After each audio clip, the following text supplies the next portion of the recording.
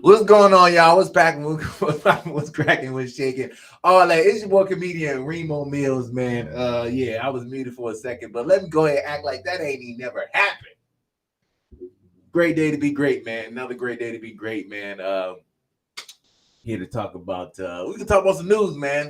I had a little action in my you know what I'm saying? It was like, look, man, you can do a little countdown in your thing. So I was like, bet, let me use that countdown.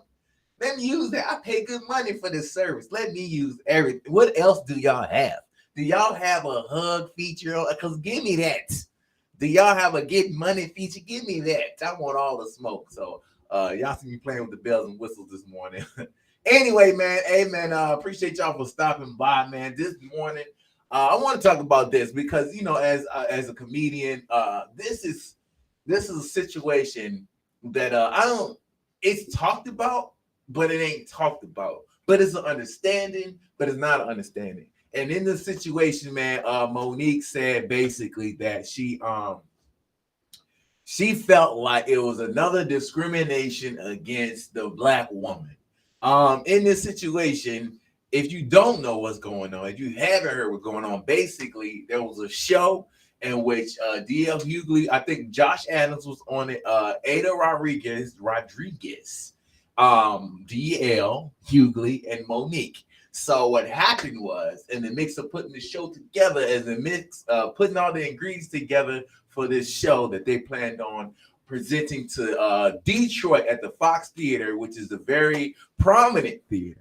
What happened was the order got mixed up, and basically they both were told that they were going to be the headliner. You could be the headliner. You could be the headliner. This is a matter of a promoter basically doing too much. So promoter was like, you know what? I don't know if we can get maybe this is in my head. In my head, this is what happened as far as the promoter goes, because they had nobody said anything to the promoter. But it was like, hey man, let's get DL. Oh, well, we can get Monique too. Like we can put both of them on the show. Now DL has said in the past that he's pretty much said no to a bunch of shows that Monique has been on. He spoke of four instances where he was like, nah, Monique on the show, I'm not doing it. So this time he was like, you know what, I'll do the show. Let's get it. So the promoter basically, I don't know if he knew that he could get DL, but he signed. They approved DL the day after they approved Monique. So I don't know if it's two heads in there working, you know what I'm saying, and they don't know if somebody can do enough ticket. I don't know why they did this, but the whole point is that they did that. Now, Monique pops up with her paperwork, saying this, that, and the third about her stuff. But the only thing that I have, the only thing that oh shit, that's why. Okay, cool. The only reason why I feel a certain type of way about Monique. See, this is DL's. So DL basically this contract or this I forgot what they call it. The word gonna hit me in a second. But basically, it's just a memo of what's supposed to go down. It's hey, this is the order of how things are supposed to be. This is the contract and all that kind of stuff, which lets him know that he's supposed to go at the end. Now, this contract is from UTA. UTA is a huge agency that basically represents a lot of heavy hitters. This is the agency's contract. Now, the what I feel about with Monique is Monique had oh no, I didn't get it down. Okay, basically Monique's contract was from her company. Monique put a contract together that she felt like was sufficient. You know what I'm saying? And they said that basically her husband wrote the contract that, and then they signed off on it. But the agency has DL's contract, which means that it's from the agency, the bigger people. Now, I think that Monique should have definitely voiced her opinion. You know what I'm saying? But Monique has the right to say how she feels. We're comedians. We're on stage giving up our truth. You know what I'm saying? We're talking about a lot of stuff that's affected us. And I understand that much. But I think that Monique got disrespectful with it. I think that Monique, she hit a point that I think she kind of went in. She started talking about other stuff. She started talking about how she feel that how do you his wife, how do you suck the dick of a coward? You know what I'm saying? Like, she started going in on a bunch of stuff that she felt like was right. I think that personally, this as a group, as comedians, as entertainers, let's just take us as a group. I think that this is very in-house. This is something that we definitely could have hit, behind the scenes. She did maybe roughly 8 minutes up top. I watched that 8 minutes. But let's just go ahead into the tape. I put out this 20-second joint, this 20-second video, basically of what she was saying. This is just a clip, but she went on. She did up front. She did a solid 8 of just talking about DL, talking about how she brought up, of course, she brought up Oprah and Tyler Perry. She brought that part up. She started bringing up about how she's fighting for us as women. You know what I'm saying? I'm fighting for us, fighting for women in general. But I think that this is a situation that could have been handled inside. It was just miscommunication. DL said that she ain't never even come talk to him about it. So you talk to promoters, which was in the wrong. You know what I'm saying? You're not gonna get the answers that you want. So I think that had it been some type of conversation, dialogue behind the scenes, that this wouldn't even happen. But Black women, what kind of real is that?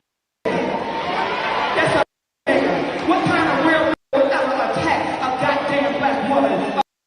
I feel sorry for the Hughley's family. I feel sorry for his wife, because how you the dick of a coward.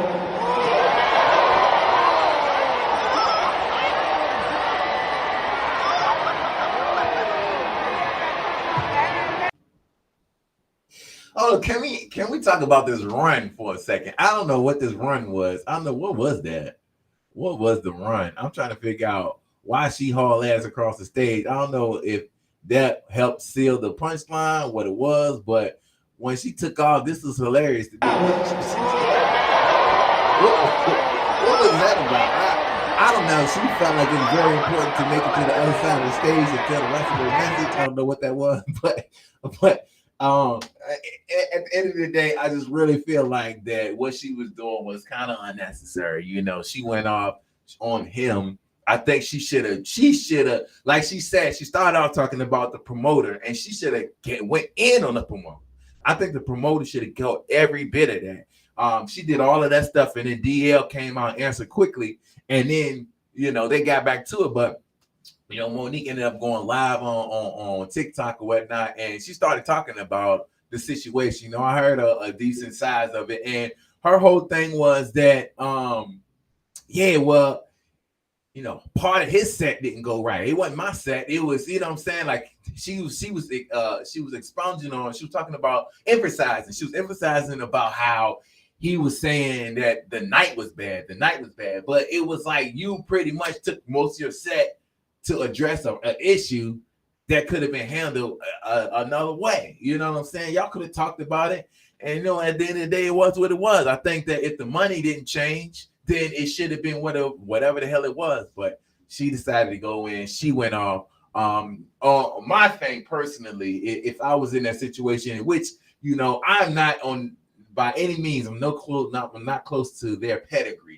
As Monique and D.L. Hughley, I feel like that I'm not necessarily close to what they're bringing to the table. I damn sure right at this moment right now, if we went down to that and I was like, hey man, I got a show coming up in 2 weeks. I need 10,000 people to be there.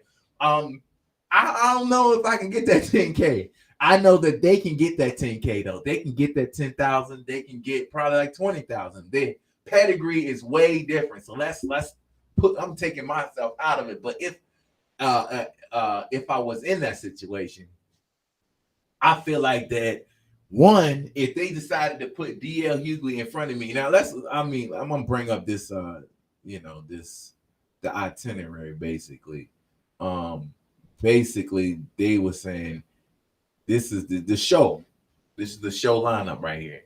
In which you can see at the end, if you look at the bottom of the show lineup, it says that D.L. Hughley, let me see. Yep, D.L. Hughley was supposed to go on stage at 9:45. till about 10:30. You know what I'm saying? He has 45 minutes. Monique was supposed to do 45, the same amount of time. Only difference was that there was an intermission between their times. But Monique was supposed to do a little bit of time. The dude Josh Adams was supposed to come out and kill. Kill. Well, that's what he's supposed to do. But he was supposed to come out and do some time. Josh Adams do some time before D.L. Hughley to get the crowd warmed back up. And then boom, you got D.L. Hughley. Before D.L., it was Ada Rodriguez went out before Monique, did her thing. But the whole point of it is, if I was in that situation as a comedian, if somebody is ahead of you, you're supposed to be the headliner. What you're supposed to do, I ain't gonna say what you're supposed to do. Here's what I would have did.